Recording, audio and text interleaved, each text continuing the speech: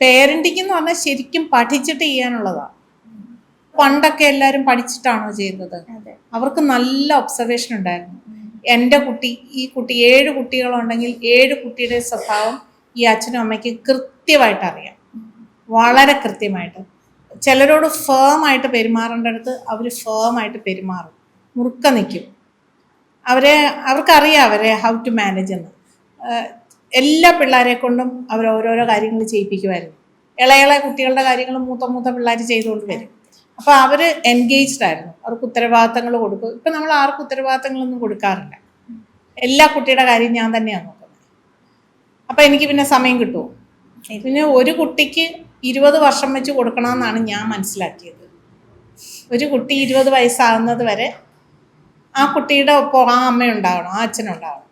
ഇനി അടുത്ത കുട്ടിക്കും 20 വയസ്സാകുന്നത് വരെ 1 തുടങ്ങി 20 വർഷം.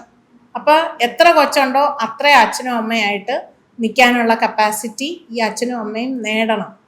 അറിയത്തില്ലെങ്കിൽ പഠിക്കണം, പഠിച്ചിട്ടാണ് നിൽക്കേണ്ടത്.